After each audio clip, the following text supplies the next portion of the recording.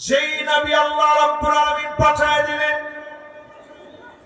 যেই নবী আমাকে দেখতে চেয়েছেন বারবার, আল্লাহর কাছে ফরিয়াদ করে যে নবী বলেছেন লাওয়াদিতু আন্না কদ রাআইনা ইখওয়ানানা, আমার মন বড় চায় এক নজর যদি ভাইগুলাকে দেখতে পেতাম। সাহাবায়ে কেরাম আরজ করলেন, ওগো নবীজি, আমরা কি আপনার ভাই নই? আল্লাহর হাবিব বলেন, না, তোমরা ভাই না, বাল আনতুম আসহাবি, তোমরা তো আমার সাহাবী। আমার ভাই হবে তারা মান আমানা বি ওয়া লাম ইয়ারানি, জীবনে কোনদিন যারা আমারে দেখে নাই, না দেখে যারা ঈমান এনেছে, তারা হবে আমি নবীর ভাই। আল্লাহ নবী আদর করে ভাই বলে যাদেরকে ডেকেছেন তারা কারা? সবাই বলেন কারা? বুকে হাত দিয়ে মহব্বত নিয়ে বলেন কারা? হৃদয়ের টানে, ভালোবাসার টানে নবী আমাদেরকে ভাই বলে ডাকছেন। স্বাভাবিক আমরা একটু আলেম হওয়ার পরেই যদি কেউ পিছন থেকে ডাক দিয়ে বলে, এই ভাই কেমন আছেন, মেজাজ বড্ড খারাপ হয়ে যায়। আমি এত বড় খতিব, আমি এত বড় আলেম, আমারে মানুষ ভাই বলে ডাকবে, এটা কেমন কথা? একটু ডাক্তার হলে তাকে যদি আপনি ডাক্তার সাহেব না বলেন, তিনি খেপে যান। উকিল সাহেব, তিনি খেপে যান। আল্লাহ নবী আমাদেরকে ভাই বলে ডাকে, আদর করে নবীজি আমাদেরকে কাছে টেনে নিলেন। জীবনে কোনদিন নবী দেখে নাই, না দেখে আপন করে নবী নিলেন। আমার আপনার জন্য নবী অপেক্ষা করে দাঁড়ায় থাকবে। গুররান মুহাজ্জালিন মিনাল ওযু, ওযুর পানিগুলা ঝকঝক করে উঠবে। আল্লাহ নবী সেদিন শাফাত করবে। যিনি ধন্য বানায়া জান্নাতি বানায়া দিবেন তিনি কে? এবার যদি আমি প্রশ্ন করি, এই মাহফিলে যারা বসছেন নবীজিরে ভালোবাসেন, এ কথার মধ্যে কোনো সন্দেহ কি আছে? কারো মনে কোনো সন্দেহ আছে? যদি নবীর জন্য জীবন দিতে হয়, আমরা কি জীবন দিতে রাজি? আমরা দেখেছি কুলাঙ্গার বড়গাররা যারা আমার নবীকে নিয়ে কটূক্তি করেছে, ওই নাস্তিকদেরকে বাংলাদেশে ঠাঁই দেওয়া হয় নাই। ফারাবীর মতো আল্লাহর কোরআন দাঁড়িয়ে গিয়েছে। সুতরাং মনে রাখতে হবে, আমরা তো নবীর সেই উম্মত যাদেরকে নবীজি না দেখে ভালোবাসছেন, আমাদের জন্য কাঁদছেন, আল্লাহর কাছে কাঁদবেন, আল্লাহ আমাদেরকে মাফ করে দিবেন। বলেন আল্লাহু আকবার। নবী আমাদেরকে কি বলে ডাকছে? সবাই বলেন কি বলে ডাকছে? রবিউল আউয়ালের আজকের এই আলোচনাটা দিনের ভিতরে বসায় দেন। নবী কি বলে ডাকছে? আম্মা জান আয়েশা সিদ্দিকা রাদিয়াল্লাহু তাআলা আনহা বলেন, গভীর রজনীতে নবীজির কান্নার কারণে ঘুম ভেঙে যেত। ছোট্ট ঘরের ভিতরে নবীজি সিজদা দিতেন। আম্মা জান বলেন, নবী এমন ভাবে কাঁদতেন, আজিজুন কাজিজিল মিরজান, ফুটন্ত পানিগুলো টপটপ করে ফুটলে যেইভাবে গড়গড় গড়গড় করে আওয়াজ হয়, নবীজির ভিতর থেকে কান্নার আওয়াজগুলা গড়গড় করে বের হতো। আম্মা জান আয়েশা বলেন, আমি আমার কানটাকে হুজুরের জবানের সামনে নিয়ে যেতাম, নবী কি বলে আল্লাহর কাছে এত পরিমাণ কাঁদে। কানটাকে নিয়ে আমি শুনতাম, অন্য কোনো কিছু বলে নবী কাঁদে না। নবী আল্লাহর কাছে কাঁদে আর বলে, আল্লাহুম্মা উম্মতি,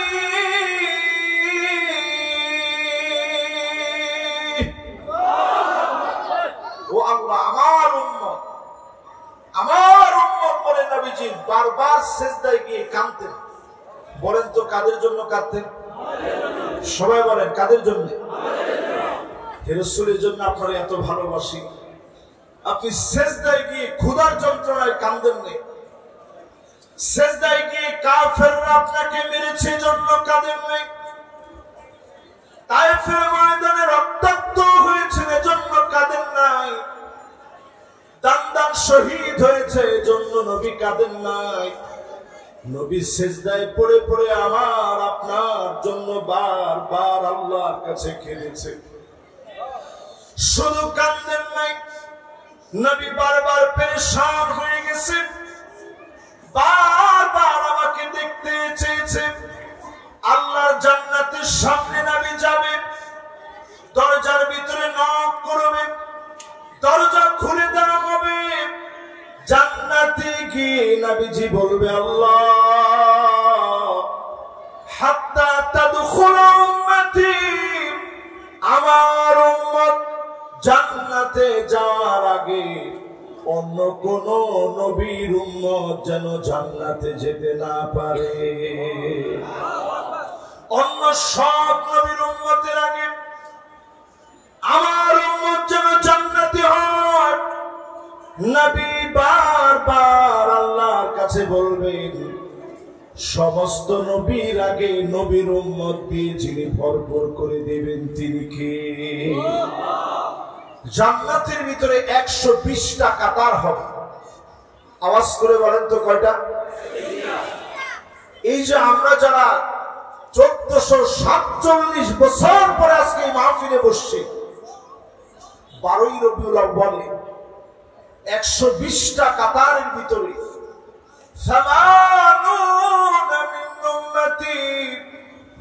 আল্লাহ নবীর উম্মত দিয়ে 120 কাতারের ভিতরে 80 কাতার পুরা হয়ে যাবে।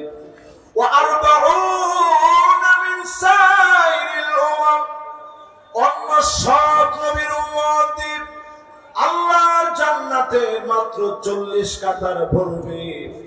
একা একা আমার নবীর উম্মত দিয়ে জান্নাতের 80 কাতার যিনি পুরা করে দিবেন তিনি কে? খুশি না বেজার? বলেন তো জান্নাতে কাতার কয়টা? সবাই বলেন কয়টা?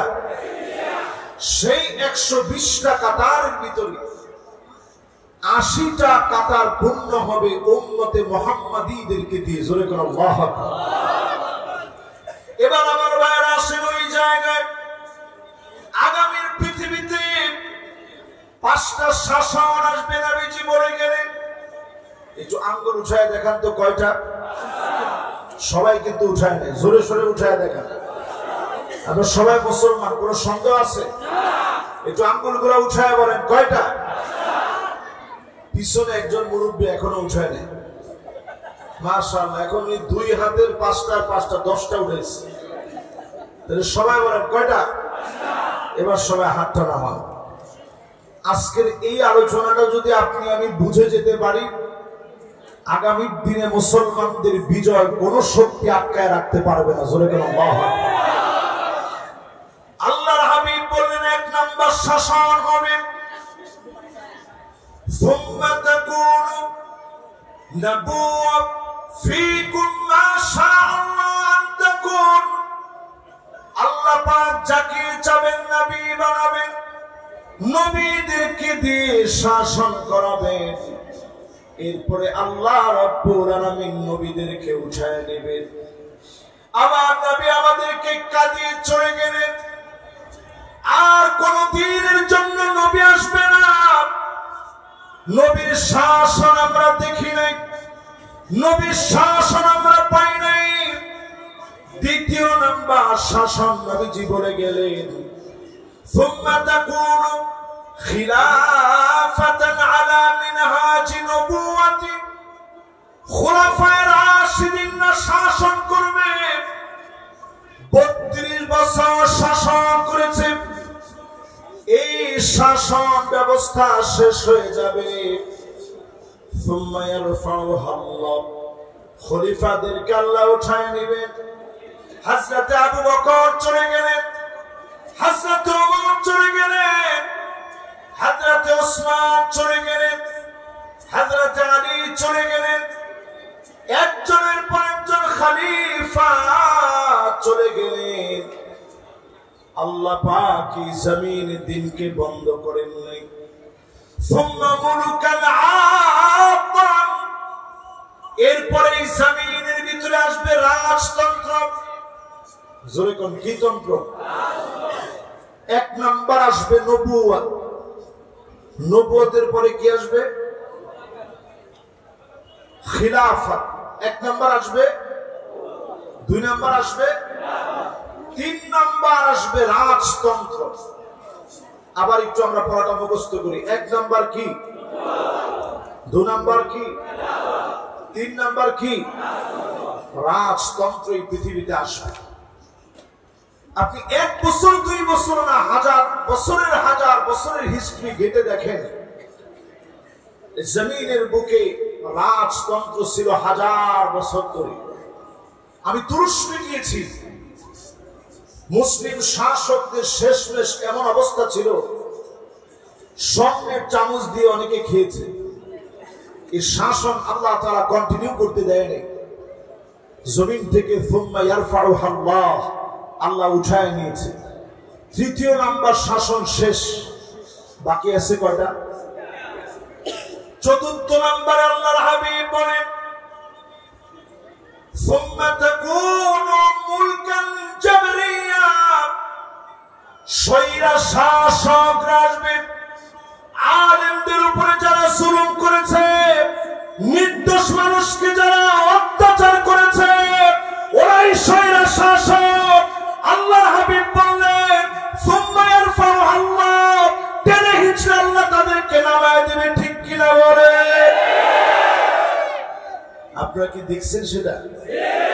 জোরে বলেন, দেখছেন? নবীজির হাদিস অনুযায়ী, মুসনাদে আহমদের হাদিস এটি। চতুর্থ নাম্বার শাসন এই পৃথিবীতে আসবে। শাসনের নাম হচ্ছে স্বৈরা শাসন। স্বৈরা শাসনের ভিতরে আলেমদেরকে কখনো খুনি বানাবে, কখনো রাজাকার বানাবে, কখনো মৌলবাদ বলবে। এই প্রত্যেকটা শব্দ যারা আলেমদেরকে বলে, এরা প্রত্যেকেই স্বৈরাচার, স্বৈরাচার, স্বৈরাচার।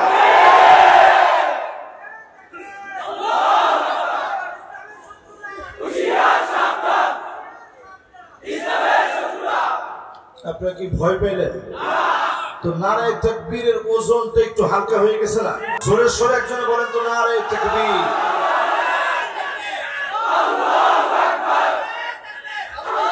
মাশাআল্লাহ। মুসলমান কখনো ভয় পাওয়ার জাতি না।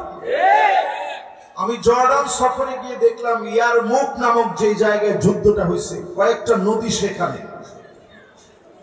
সেই জায়গায় গিয়ে আমি খালিদ বিন ওয়ালিদের জন্য আমার দুইটা চোখ থেকে পানি ঝরঝর করে পড়ছে। 30,000 সাহাবী নিয়ে গেলেন। কোন রিওয়ায়াতে পাওয়া যায় 40,000 সাহাবী নিয়ে গেছেন। আপনি কমটা ধরেন অথবা বেশিটা ধরেন, 30 অথবা 40। অন্য রিওয়ায়াতে পাওয়া যায় 24,000 সাহাবী নিয়ে গেছেন। অপোজিটে সেই সময়ের সবচেয়ে রোমান সম্রাটের শক্তিশালী বাহিনী ছিল 2,40,000। আমরা যদি 40,000 হই তাহলে তারা বেশি কত? আমরা যদি 30,000 হই তাহলে তারা বেশি কত? এবার আমরা যদি 26,000 হই তারা বেশি কত? 2 লাখ। চিন্তা করেন, পুরাটাই তো তারা আমাদের চাইতে বেশি। খালিদ বিন ওয়ালিদ 15 দিন ধরে সফর করে খেয়ে না খেয়ে সেখানে গেছেন। খালিদ বিন ওয়ালিদ দাঁড়ায় গেলেন। তিনি খুতবা প্রদান করে বললেন, আমরা জিহাদের জন্য আসছি, আর তারা যুদ্ধ করবে। যুদ্ধ আর জিহাদের মধ্যে পার্থক্য হলো, আমরা জীবন দিতে পারলে ধন্য, আর যুদ্ধ হলো তারা একজন মরলে অন্যজন পালিয়ে যাবে। জিহাদ হলো একজন মরলে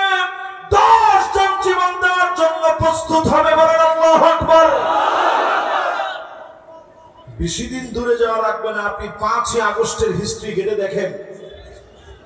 পুলিশকে দেখানো হচ্ছে এবং পুলিশ দেখাচ্ছে নিজে যে স্যার দেখেন যেইটারে মারি ওইটা মরে।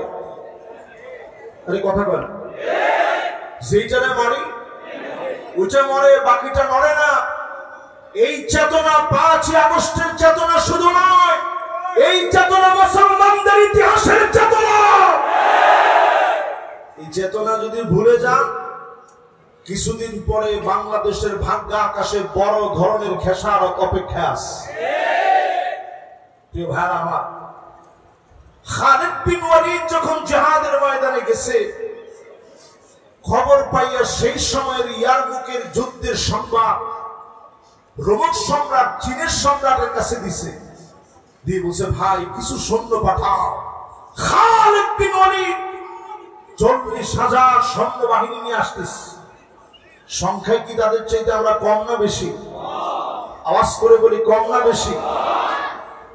চীনের সম্রাট সে কিন্তু মুসলমান হয় নাই, কালেমাও পড়ে নাই। সে একটা চিঠির উত্তর দিছে। তিনি বলছে, ইন্না কাওমান লাউ আরাদু ইয়াখলা আল জাবাল লাখালাউহা। মুসলমান এমন এক জাতি, তারা যদি পাহাড়ের দিকে তাকায় বলে, পাহাড় এই মুহূর্তে তুমি সরে যাও, আল্লাহর কসম পাহাড় জায়গা থেকে সরে যাও। ওই লোকটা মুসলমান না, কিন্তু লোকটা বলতেছে মুসলমান এমন এক জাতি, এরা যদি পাহাড়কে বলে সর, পাহাড় সরে যাবে। আজ বড় দুঃখ দুর্দশা মুসলমানদের জন্য। আজকের রজনীতে আপনি সার্চ করে দেখেন, 2 কোটি মুসলমান এখন পৃথিবীতে মার খাচ্ছে। আজকের রাত্রিতে 20 কোটি মুসলমান আজ পৃথিবীর ভিতরে শরণার্থী হয়ে গেছে, যাদের মাথা গুজার ঠাঁই নাই, পেট পিঠের সাথে লেগে গেছে। ফিলিস্তিনের দিকে তাকায় দেখে, ছোট্ট বাচ্চা, তাদের ইমানি হিম্মত এত বেশি। এক ছোট্ট বাচ্চারে সাংবাদিক প্রশ্ন করতেছে, তোমার মাথার উপর দিয়ে বোমারু বিমান চলছে, তোমার কি ভয় লাগে না? ছোট্ট বাচ্চা জবাব দিয়ে বলছে, বোমারু বিমান যেই উঁচা দিয়ে চলতেছে, তারও অনেক অনেক উঁচায় আমার আল্লাহ। মুসলমান আমরা তো সেই জাতি। আজকে বড় আফসোস, নবীর উম্মত হয়ে আমরা এখানে বসছি। অধিকাংশ নবীর উম্মতের হালও তেমন, যাদের ঘরগুলার ভিতরে এখন নামাজ নেই। ঠিকঠাক একটু আসতে বলে। তাহলে এই কথার সাথে কি আপনারা একমত? আমাদের ঘরের ভিতরে কি নেই? আমাদের ঘরের ভিতরে পর্দা নেই, কি নেই? আমাদের সন্তানরা দিন জানে না।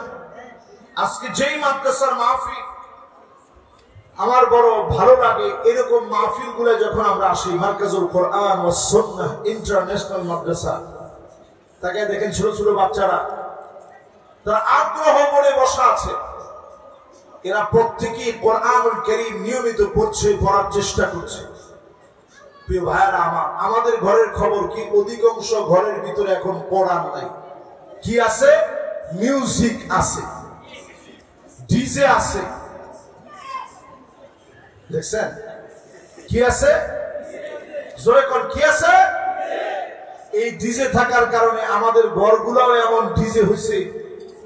এখানে যেহেতু এটা আমার এলাকা, এই ওয়াজ করতে আমার কোনো ভয় নেই। আর না, অধিকাংশ ঘরের ভিতরে এখন স্ত্রী এমন, স্বামীরে ধমক দিয়া বলে, সব আমার নামে দিতে হবে, তোমার মা বাপ ভাই বোন কাউকে একটা কিচ্ছু দিতে পারবে না, এমন নারী এখন আছে না? এই ওয়াজটা আমার আপনাদের কাছে খুব ভালো লাগছে, এই জন্য আপনারা আছে এটা জোরে বলছেন। আচ্ছা, এরকম নারী কি এখন ঘরে ঘরে আছে? আপনারা অধিকাংশ লোক বিয়ে করেন নাই, কিন্তু এই অবস্থা জানেন, এই জন্য আছে বলছেন। এরপরে দেখবেন না,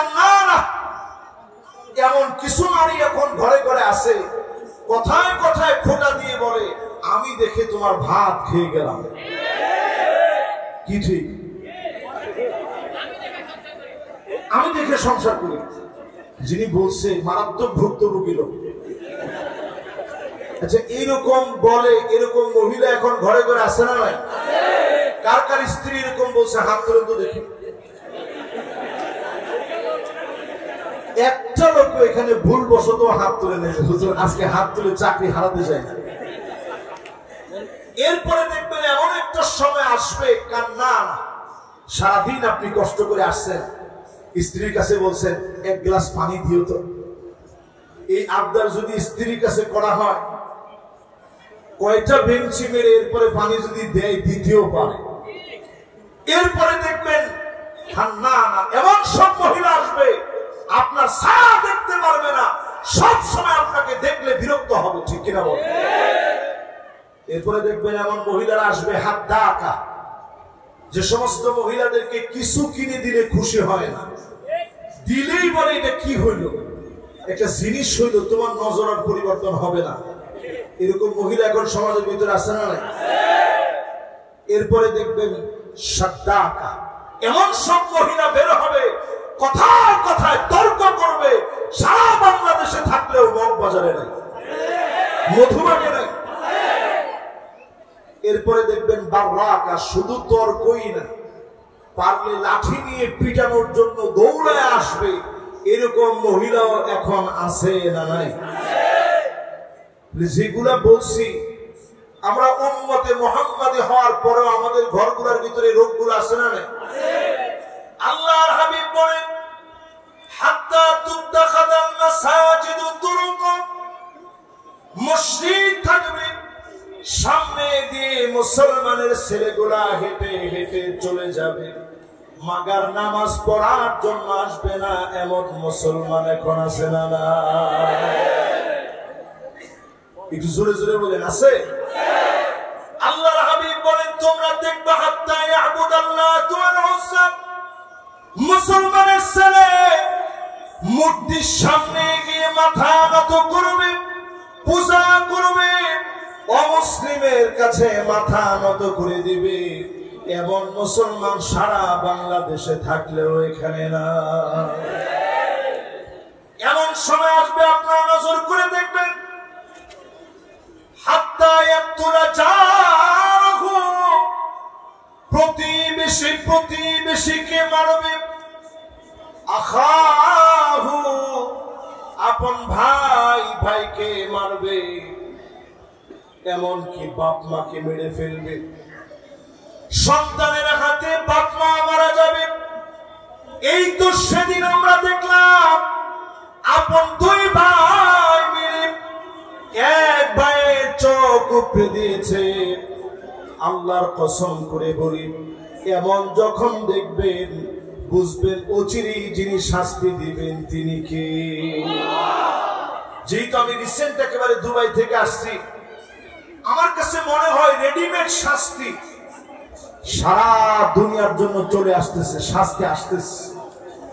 ওয়াইনুল লিল আরব, ধ্বংস আরবের জন্য, ওয়াইনুল লিল আরব, ধ্বংস আরবের জন্য, ওয়াইনুল লিল আরব, ধ্বংস আরবের জন্য। আল্লাহ নবী তিনবার বললেন আরবের জন্য ধ্বংস আসতেছে। উম্মে সালামা ডাক দিয়ে বলেন, ওগো নবীজি, আমরাও কি ধ্বংস হয়ে যাব? ওয়াফিনা সালিহুন, আমাদের ভিতরে এত এত নেককার আছে, আমরাও কি ধ্বংস হয়ে যাব? আল্লাহর হাবিব জানায় দিলেন তোমরাও ধ্বংস হয়ে যাবা।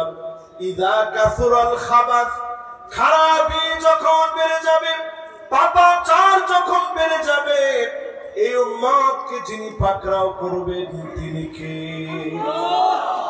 বাংলাদেশের টেকটনিক প্লেট নড়বড় হয়ে আছে, ভূমিকম্প আসতেছে আসতেছে। সব ভূতত্ত্ববিদেরা বলছে যে ভূমিকম্প বাংলাদেশে আসবে, আল্লাহু আকবার, অনেকে ঘেমে একেবারে খুব কষ্ট হচ্ছে আপনাদের।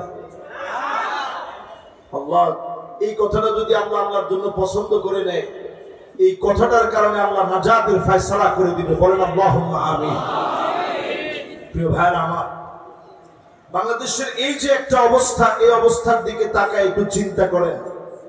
করোনা আসছিল বাংলাদেশে, সারা পৃথিবী তটস্থ হয়ে গেছে, আধুনিক বিশ্ব মাথা থুবড়ে পড়েছে, কিন্তু বাংলাদেশে যিনি তার রহমত আর কুদরতে হেফাজতের ছায়া বিস্তার করে এদেশের মানুষকে যিনি নিরাপত্তা দিয়েছেন তিনি কে? বারবার আল্লাহ আমাদেরকে বাঁচায় দেন। ওই যে বলছিলাম 5টা শাসন আসবে, আল্লাহ চান এই জমিনে কালেমার পতাকা উড়বে। এজন্য এই গোলামদেরকে আল্লাহ বড় ভালোবাসেন, ঠিক কিনা বলে? এবার দেখি আপনাদের মনে আছে কিনা। 1 নাম্বারটা কি বলেন তো দেখি জোরে।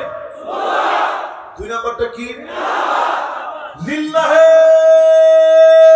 তাকবীর। 3 নাম্বারটা কি?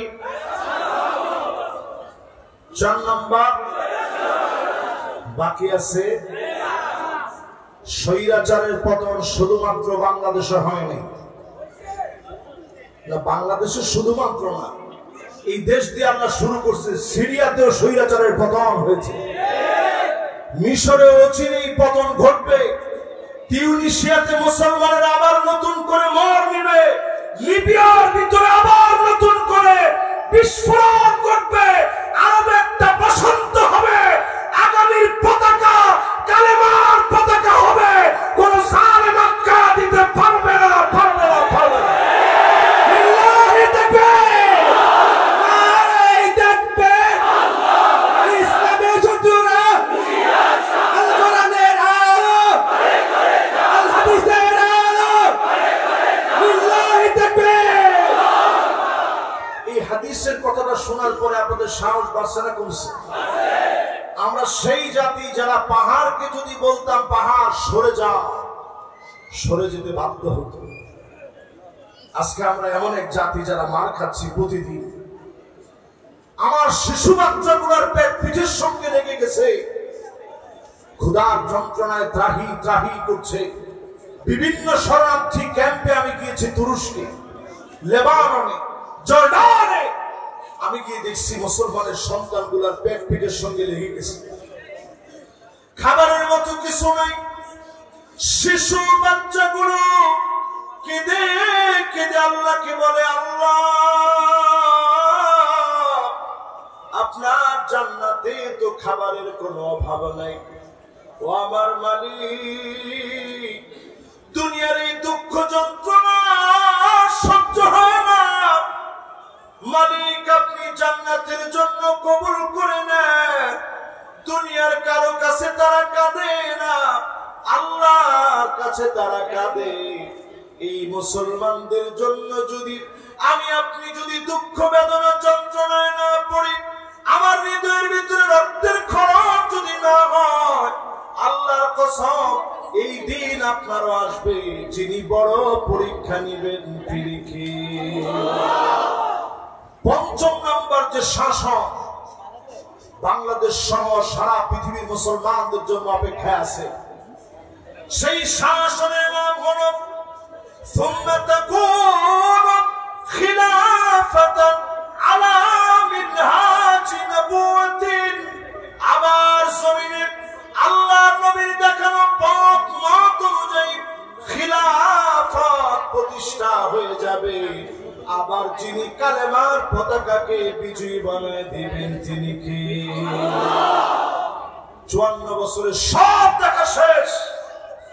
আজকের এই কোরআন আমি হাতে নিয়ে দায়িত্বহীন কণ্ঠে আমি বলতে পারি, 54 বছরের সব দেখা শেষ।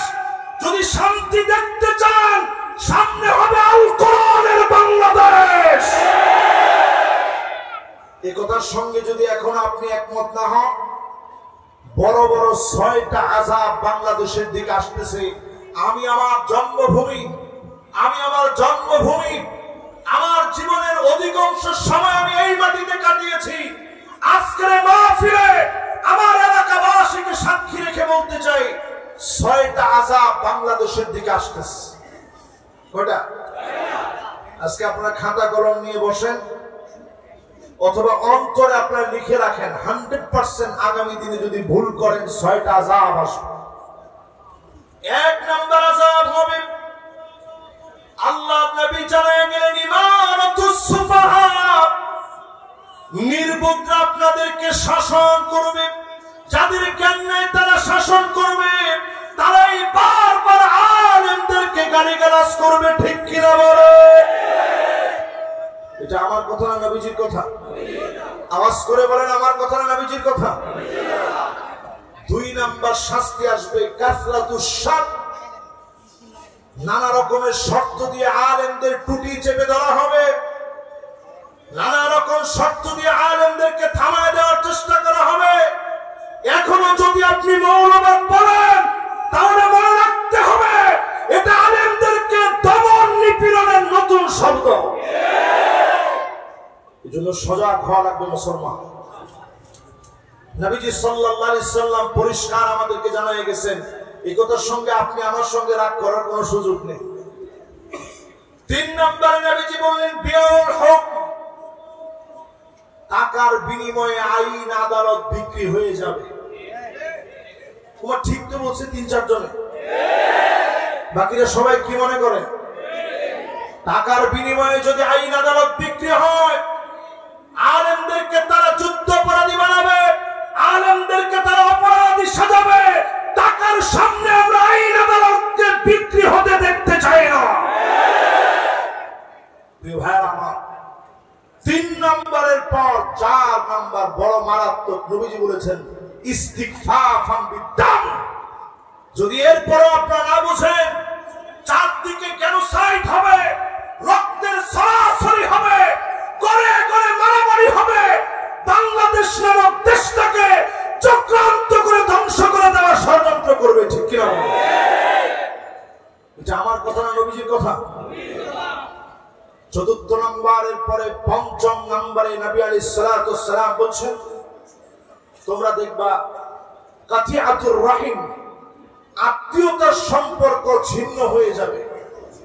এখনই দেখবেন এক ভাই এক দল করতো, আরেক ভাই আরেক দল করতো, কিন্তু ভিন্ন ভাই ভিন্ন দল করার পরে নিজের দল ক্ষমতায় আসবে আসবে এটা ভাবার পরে আপন ভাইয়ের বিরুদ্ধে ভাই নানা রকমের ষড়যন্ত্রে মেতে উঠছে। ঠিক কিনা বলে?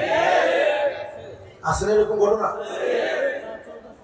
এরপরে 6 নম্বরে নবীজি বলছেন 6 নম্বর শাস্তি হবে আরো ভয়াবহ।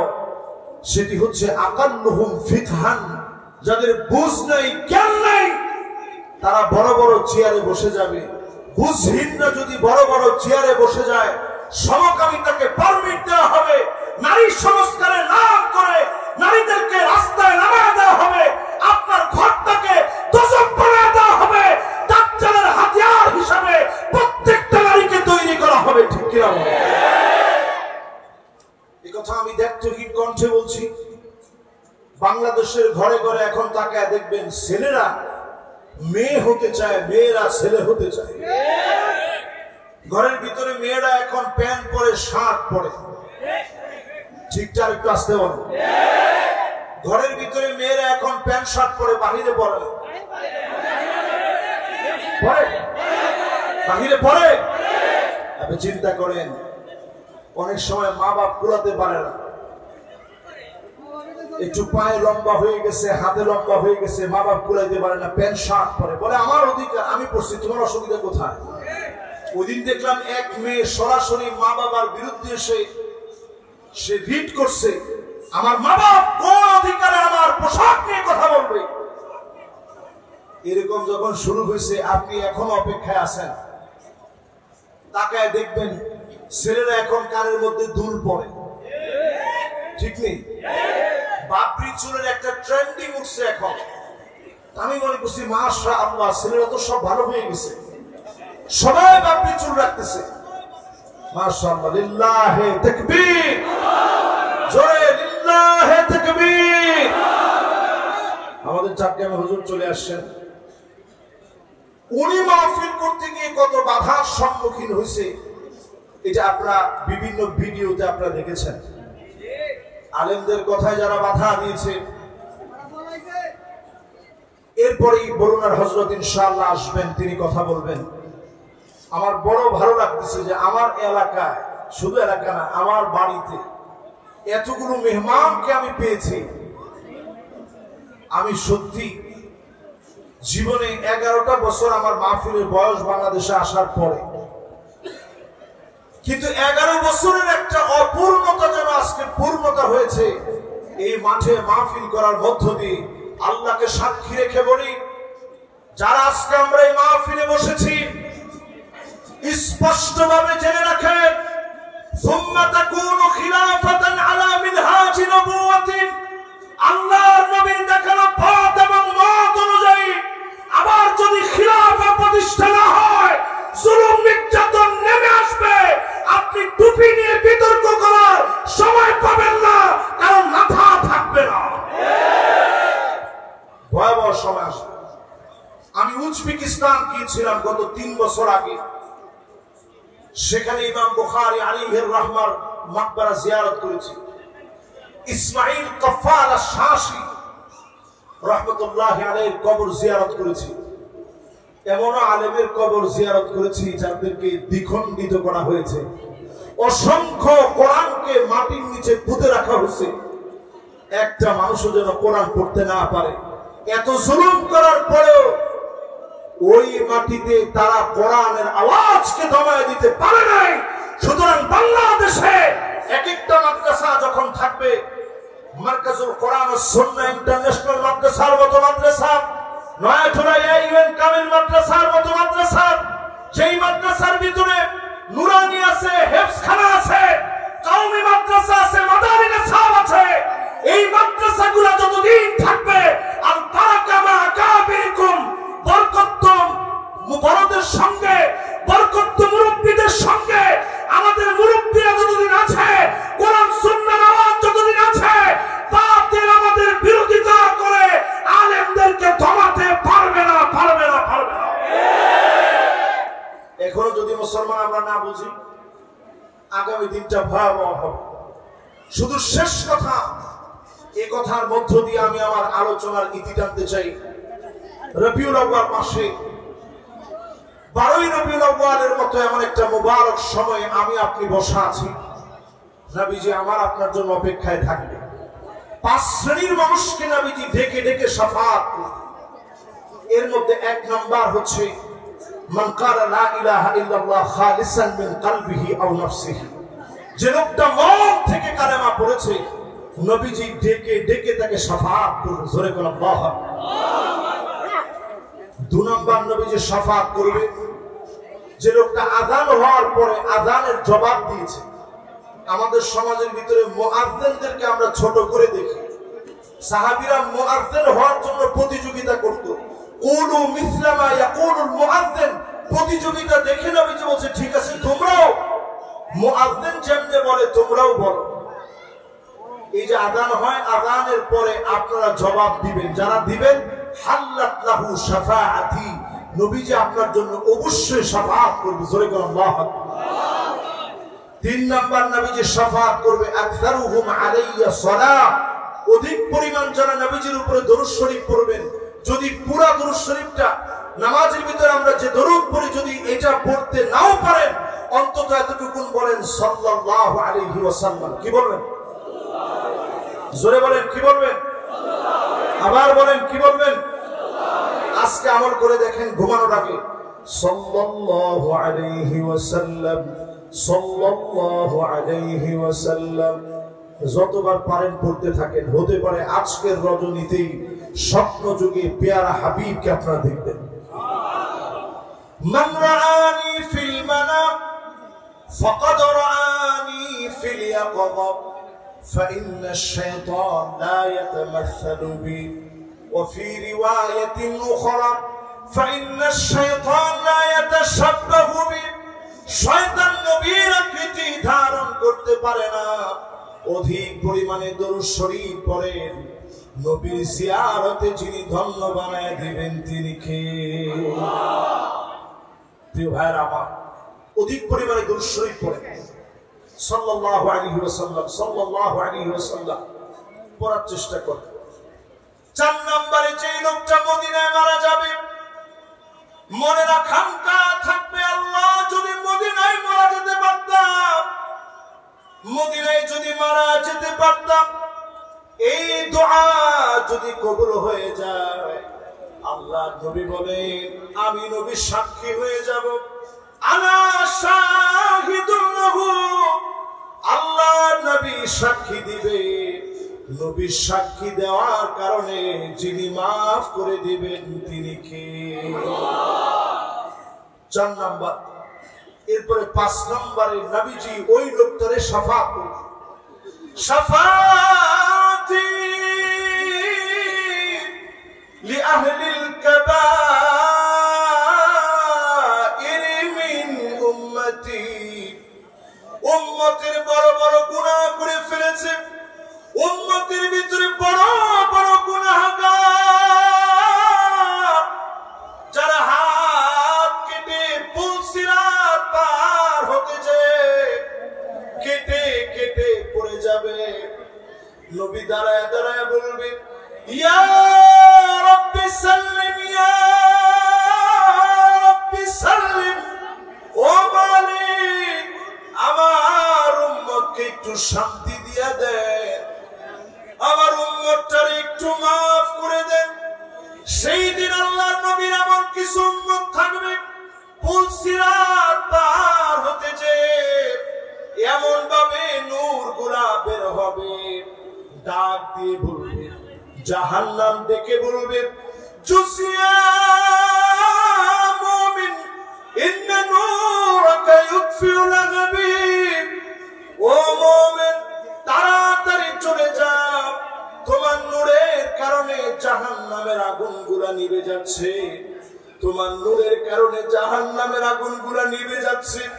সিনফান মুশাদান, কেউ কেউ যাবে পায়ে হেঁটে হেঁটে, সিনফান রুকবানান, কেউ কেউ যাবে আল্লাহর জান্নাতে আরোহণে চড়ে, আর কারো কারো চেহারাগুলা নিচের দিকে দিয়ে দিবেন, পা গুলা উপরের দিকে দিয়ে দিবেন, সকল জায়গায় কান্নার রোল পড়ে যাবে। আল্লাহর হাবিব সেদিন বলবে ইয়া রাব্বি সাল্লিম, ইয়া রাব্বি সাল্লিম, ও মালিক দয়া করে শান্তি দেন, উম্মতদেরকে যিনি মাফ করে দিবেন তিনি কে? খবরদার এমন মানুষ হতে যায় না যারা শিরক করে, নবীজি তাদেরকে শাফাআত করবেন।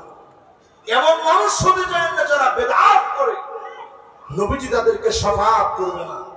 এমন মানুষ হতে যায় না যারা জুলম করবে, নবীজি তাদেরকে শাফাআত করবে না।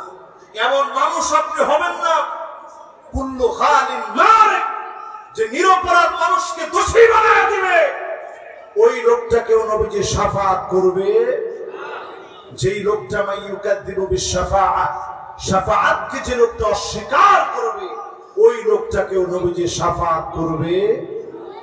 আল্লাহ রাব্বুল আলামিনের কাছে 12ই রবিউল আউয়ালের আজকের এই মোবারক আয়োজন থেকে আল্লাহ পাকের কাছে আমরা দোয়া করি, কায়মানুবাকে বাক্যে ভিক্ষুকের মতো ভিক্ষা চাই। আল্লাহ রাব্বুল আলামিন যেন আজকের এই কথাগুলোর উপরে আমল করে সত্যিকারের উম্মত হওয়ার তৌফিক দান করেন। পড়েন আমিন।